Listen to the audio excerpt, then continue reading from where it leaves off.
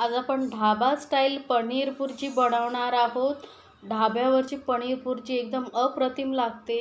ती घरी कशी बनवायची ते आपण पाहणार आहोत। ढाब्यावरची पनीर भुर्जी सर्वांनाच आवडते, पण ते घरी कसं बनवायचं आपल्याला समजत नाही। तीच परफेक्ट रेसिपी आपण घरी बनवणार आहोत। तेवढीच चविष्ट अशी ही paneer bhurji step by step कशी बनवायची ती मी तुम्हाला सांगणार आहे।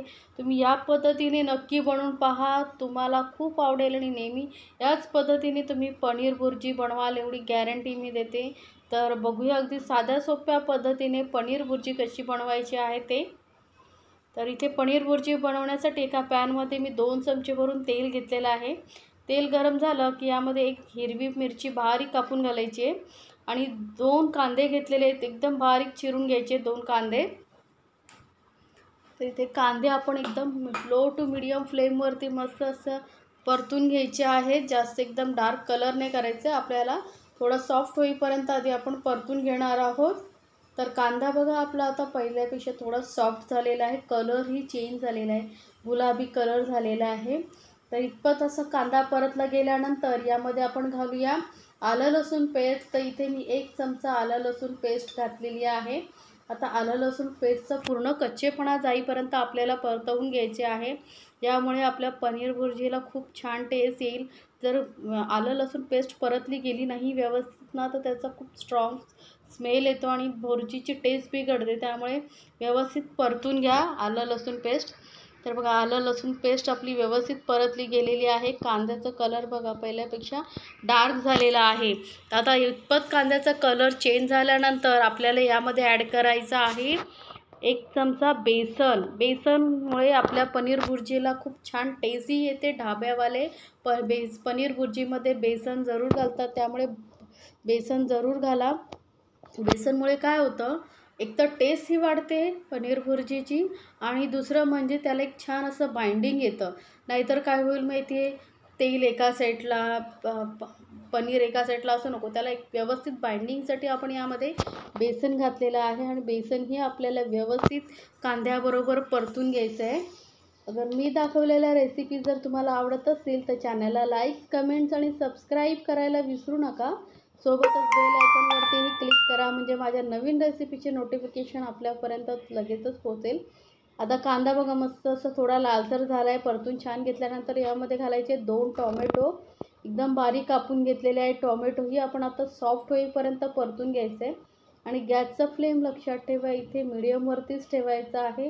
हाय फ्लेमवरती अजिबात परतवायचं नाही आहे। जेवढं तुम्ही व्यवस्थित कांदा लसूण आलं लसूण पेस्ट आणि टोमॅटो परतवाल तेवढेच भुर्जीला छान टेस्ट येईल। तर टोमॅटोही बघा आपलं एकदम सॉफ्ट झालेला आहे, परतून व्यवस्थित परतला गेलेला आहे। तर आता यामध्ये आपण काही मसाले ॲड करणार आहोत। तर आता आपण गॅसचा फ्लेम एकदम लोवरती ठेवायचा आणि मसाले ॲड करायचे।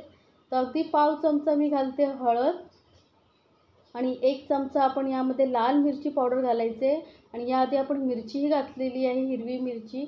त्यामुळे तिखट तुम्हाला किती पाहिजे त्यानुसार तुम्ही मिरचीचं आणि मसाल्याचं प्रमाण तुम्ही ठरवू शकता। तर साधारण या पद्धतीने पनीर भुर्जी बनवला तर कमीत कमी 3 ते 4 लोकांना व्यवस्थित पनीर भुर्जी पूर्ण आहे।